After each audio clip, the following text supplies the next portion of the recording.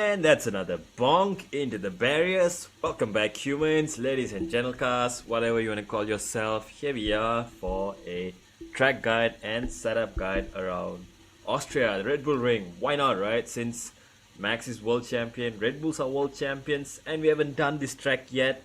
So let's just get this out of the way. So, first of all, well, can we get this done under 10 minutes? I hope so, because it's a short track and the track is going to be pretty quick, and I'm in a rush to get to bait as well. Well, anyway, let's get into the setup real quick first before we go into the track guide.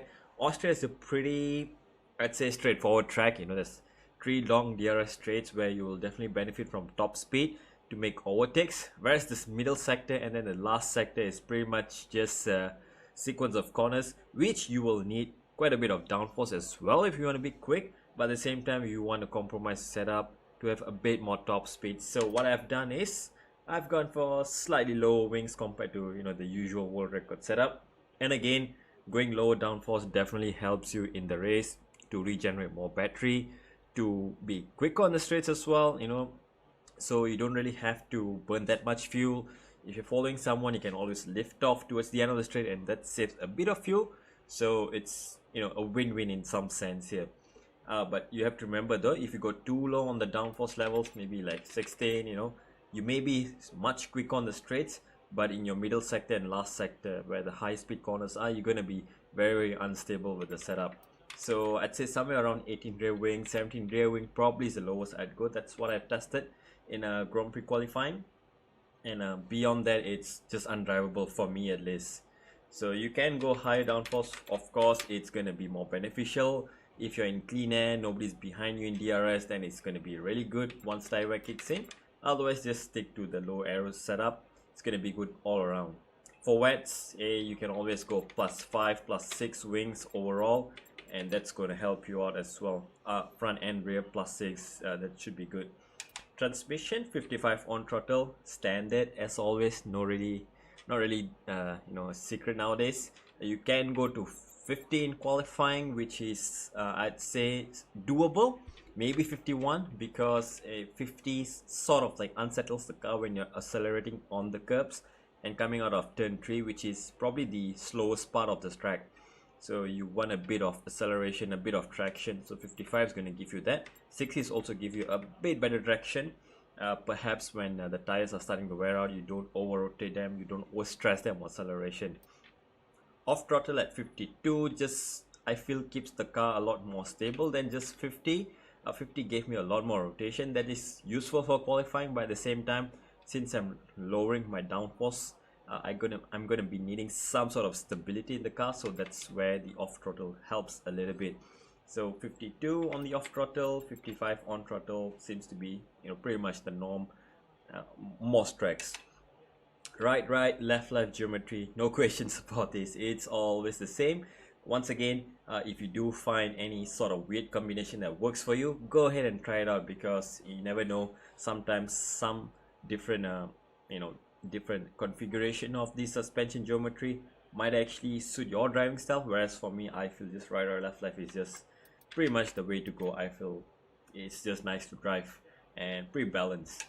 Suspension, now as always, the magic happens around here.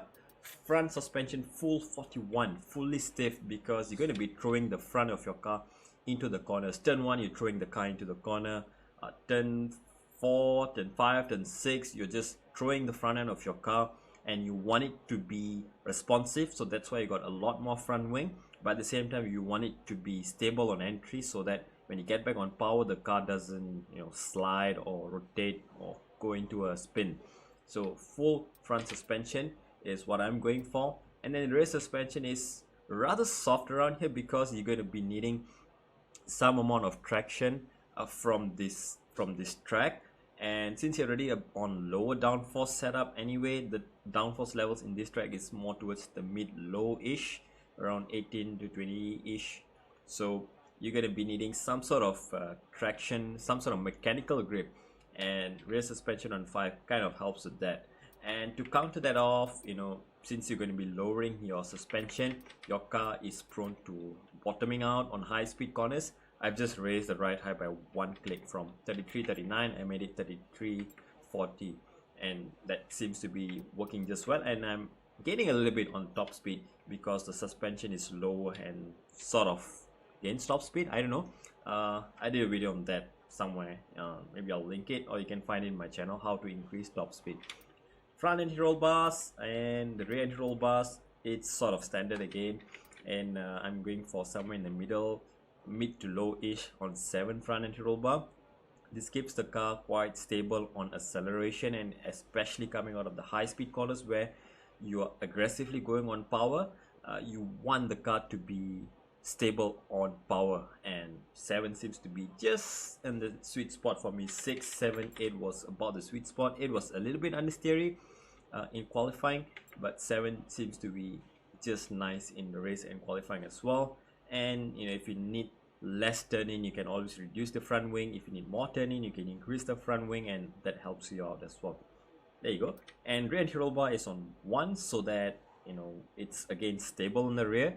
I don't want the rear to be sliding a lot. If you want the rear to rotate a lot more in the high speed corners, you can try 1 click or 2 clicks extra, but be careful on slower corners, or maybe when you try to get back on power in any corners, it might slide a lot. Brakes, 100% brake pressure, and brake bias, you see I'm changing it from corner to corner.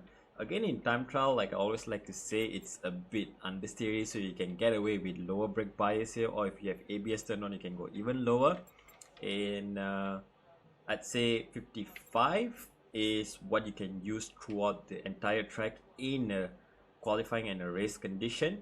56 or 57 for turn 3, where you're going to be braking quite heavily and you're going to be trail braking, so you don't want to lose the rear end, and keep the brake bias a bit more forward so you can control the car that way. Up to you as well. If you prefer the car to be drifting around turn 3, you can drift the car and gain some time, but it's not going to be practical in the race. Tire pressures, again, these are going to be based on the conditions. For full hot conditions, this seemed to be working well when I did in the qualifying session. 8 clicks on the front, 5 clicks on the rear, and then in the race it's just about doable with heavy fuel. You can even increase the pressures if you feel the tires are not in the temperature range, but be careful not to raise them too much, or they start to become quite a bit slidey. Although I would definitely say when you have lower downforce, increasing tire pressures helps the car to be a lot more responsive and also more stable in high speed corners. Slow speed, you can always manage it with your throttle. High speed, it's a lot more risky. When you lose the car, it's harder to save with whatever inputs. There you go. 26, 18 on the wings, 55, 52 on the differential. You can go 53 in race, 60, 53, whichever works for you. The usual right, left, left suspension geometry. Suspension 41.15, 41.5 for the suspension, 7.1 for the anti-roll bars, and 33.40 on the right height. 155, 54, 56 brake bias, 8 clicks tire pressures on the front, 5 clicks on the rear, and there you go. That is a setup of Austria.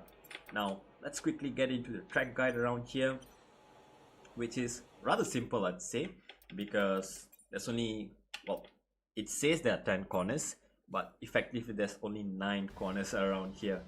And let's go into the fastest lap right away and see how we can tackle this corner. Tackle this track. As always, you want to be getting the best exit as possible coming out of the last corner. You don't want to be too wide on the exit, so you want to take sort of the normal racing line here to prepare your hot lap or even your racing lap, and avoid the little sausage, this yellow sussy sausage on the inside. It will unsettle your car, but you can take quite a bit of the red and white curb and let the car run wide on the exit to start your lap. And you have to flirt with the track limits again around this track, which is kind of annoying sometimes.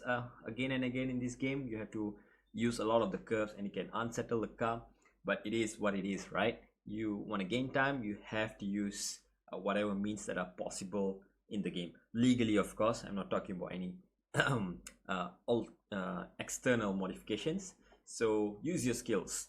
Now onto the pit straight here. DRS will be activated right as the curb ends, and there's a little bit of a green runoff here, so you can let the car run wide and then bring it slowly back into the track. And now let's go on board, and into turn 1 you want to bring your car over to the curb here, and you want to be on the green part of the curb when you start braking, for example like this. So, and this is pretty much utilizing as much space as possible. Brake at the 100-meter board. In qualifying you can brake a little bit later, and in the race you want to be braking right around the 100-meter, maybe even earlier if you're following someone. You want to get a better exit. So brake down to 4th gear, and then take a look at the inputs here. So you're down to 5th and then 4th for the apex, and while you're turning you can take quite a bit of the curb here, which is quite refreshing this year. And oh, that's a nice shot. And let me just take a quick screenshot here. There you go. And yeah, so you want to be taking quite a bit of the curb for qualifying. In the race you can afford to miss it just to get a better exit. In qualifying you want to yeet the car into the apex. On the exit you want to let the car run wide, but you don't want to be riding the yellow sausage curb, because if you hit that it bounces the car, and sometimes even when you're within track limits the car bounces off track, you know, it's floating and you can invalidate your lap, so which is kind of annoying, you know, in some sense. Or even it just pushes your car a bit wide. Either way, now once you're here, straighten out the car. You have to be opening up the steering as you're going through the corner. So let's take a look at the inputs here. It's very delicate here. You have to practice this a million times, probably, maybe not million, maybe a few 20-30 times, and then you'll finally get the flow of this corner.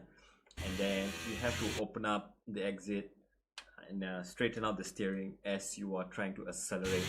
And all the speed that you carry through turn 1, if you do not get any oversteer, congratulations, you're going to be carrying all that advantage down into turn 3.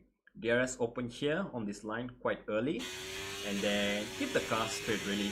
Just take the path of this resistance and then bring the car over to the left hand side again into this next braking zone. Once again, you want to be abusing the track limits here in some sense. You want to mount the curb, you want the left part of your tires to be on the green part, the AstroTurf, and then brake at 100-meter board. Maybe in qualifying you want to brake just at it, and in the race you can brake somewhere around 120, even 130 if you're following a car. And then heavy braking once again, and you're going to be down to 4th gear, and then before you turn in you downshift to 3rd. There's no need to downshift to 2nd gear because you're going to be carrying a lot of speed out of the corner. 3rd gear is going to carry a lot more speed in and out of the corner, and you're going to carry the momentum down to turn 4. And I'm not really going full lock here because, you know, the car is already rotating a lot. You can feel it. If your car has a lot of rotation in it, you don't have to do much steering, right? So as soon as I'm here, I'm already starting to apply power a little bit, and then more and more, and I'm starting to open up the steering. So just starting to straighten out the steering and let the car run wide. If you want to accelerate on this red and white curb, you have to be accelerating with both left tires on it. Otherwise, if it's only one tire touching, you are going to spin. So, well, that's going to be disaster. The other way is you completely avoid this red and white curb, and that's a bit safer. You may bleed a bit of time, but you can probably get away with that in the race. Qualifying, you want to maximize the lap time, of course. Now accelerate in a straight line when you know the car is stable. Just sort of bring the car back to the middle, take the path of this resistance, don't scrub up, don't turn too much, just keep the steering straight, bring the car over to the left hand side. Once again, you want to be playing with the track limits here, over the red and white curb onto the green part, and then brake at 100-meter board, at the 100-meter board, my bad, English. Or you can even use the blackboard as a reference here. There's plenty of permanent markers here that you can use as a reference. Now down to 4th gear once again, and then 3rd gear for the apex, and then let's just see this sequence of corners from the onboard once again. So you brake in a straight line, that's very important here, otherwise you're going to lock up. And you can maybe push the brake bias forward or rearwards depending on your preference, whichever you want. If you want more stability, push it forward. If you want the rear to come around just a little bit to help you to rotate, push the brake bias one click rearwards. And fourth gear, you're still straight line braking here, and then down the third gear for the apex. And could have done a little bit tighter here. You can see there's a little bit of margin left on the inside, but that's okay, you know, in the race that's okay. And start accelerating once again really quickly, and let the car rotate and accelerate at the same time. And then you can use the exit here. Once again, you want to make sure that both tires are on the curb on the AstroTurf, so that the car doesn't spin out on acceleration, and keep the steering straight. That's very important, as straight as possible. And by this time the car is already gripping up, and you can bring the car over to the right hand side. This will gain you quite a bit of time actually if you bring it back to the right hand side, maybe even half a tenth in some cases. So make sure you bring the car over to the right hand side as soon as possible. Take the shortest line. And in the next part here, you can take a look at this 50-meter board, and there's also a white line there. You can use that as a reference, or you can use that little marshal post where seems like the marshal is just standing over there peeing on the roadside. I don't know, you can use that as a reference. And when that goes out of the vision, or just as you hit it, you can start to turn in. Downshift to fifth gear, you have to just tap the brake, just tap the brakes a little bit to make sure the car is slowing down enough for you to point into the corner. And again, this is, well, not perfect, but close enough. There's a little bit more margin left here, so not esports level of course, you know, I'm not gonna be nailing it, but anyway, you want to accelerate out of the corner once again really quickly. It's sort of a repeating theme around here in this track. You hit the apex and then you start accelerating early, and you're still turning and accelerating at the same time, so you're going to be needing quite a good car balance here to make sure that is possible. Now start accelerating, and then straighten out the car, let the car run wide on the exit. There's a lot of exit space that you can use here. And again, play with the track limits. Your tires are going to be on the green part. And then the turning point for the next left-hander here is sort of blind, but there's a good reference here. So the end of this curve where it meets the line and there's an exit road here, that's where I start to just tap on the brakes, and then down the fifth gear. And then as soon as the car is already turning in, I start applying throttle again, almost full throttle. By this time it's somewhere around here, it's already full throttle, and let the car run wide again. This is, I think, a very close call to almost invalidating the lap time here, and I think this is just about touching the white line. So hug the inside, that will gain you a few more thousandths, and then somewhere in the middle of the track, keep it tight to the left now.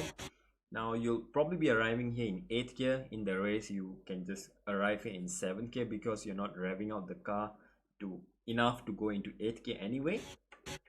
So what you want to be doing is, there is this 100-meter board and then the 50-meter board. You're going to brake somewhere in between this, and then, or in qualifying, because you're going to be throwing the car into the corner.